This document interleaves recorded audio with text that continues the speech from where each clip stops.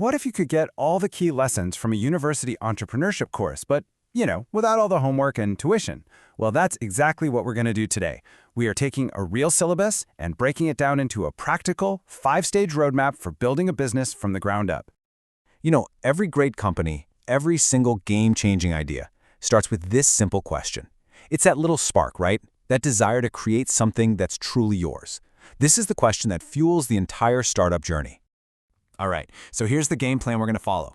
We'll kick things off with the mindset you need, then move into how to shape your big idea, actually build the company, get it funded, and then, believe it or not, plan the final chapter.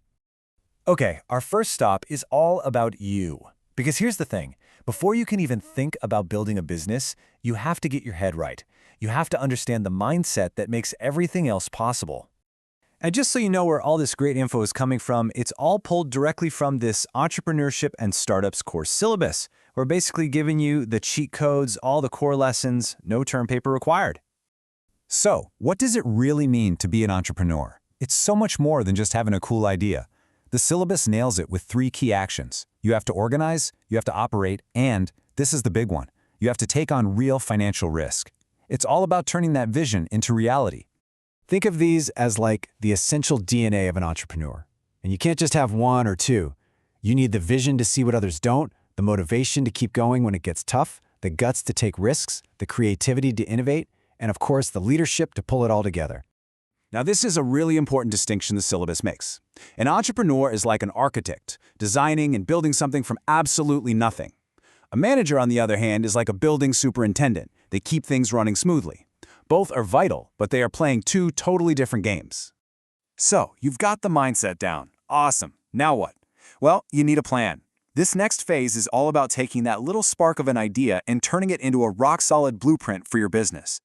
And the syllabus lays out a super clear path for this. It's not a magic trick, it's a process. You start with that raw idea, then you test it against the real world, you look at the market, you size up the competition, you build a strategy based on what you find, and then you put it all down in your business plan. And listen, your blueprint has to cover everything, not just the fun stuff. You've got to figure out exactly who you're selling to, how you're going to be the competition, and yeah, even how your accounting system will work. And that last one, risk analysis, it's absolutely crucial. It's about thinking about what could go wrong before it actually does. All right, you've got a solid plan. Now it's time to stop thinking and start doing.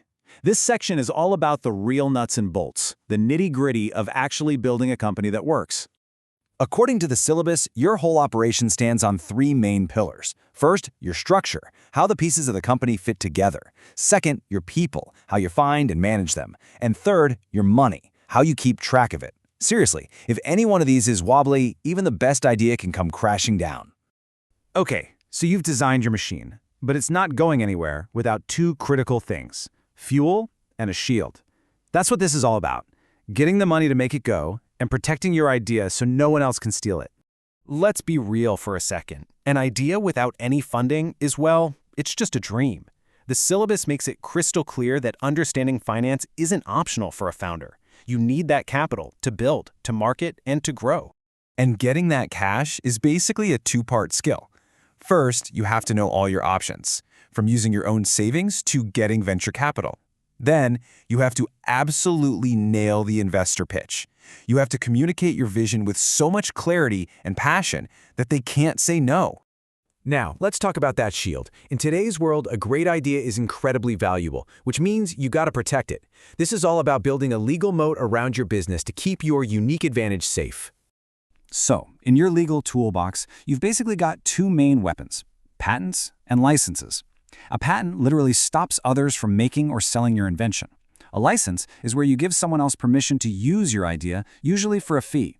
Knowing which one to use and when is a huge strategic decision. And here we are, at the final stage. This is the one so many founders totally forget about until it's way too late, the end game. I know this sounds totally backwards. Why would you think about the end when you're just getting started? But here's why. Your exit strategy actually defines what kind of company you're trying to build. Are you building a legacy to pass down to your kids, or are you building something to sell for a huge payday? That answer changes everything.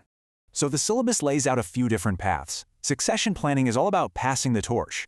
A harvesting strategy is where you basically stop trying to grow and just pull as much profit out as you can. And yeah, even planning for bankruptcy is a strategy. It's how you manage the worst-case scenario with the least amount of damage.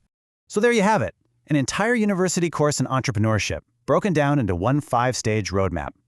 From the right mindset all the way to your final exit, that's the complete life cycle of a startup. We've given you the map, so the only real question left is, what are you going to build?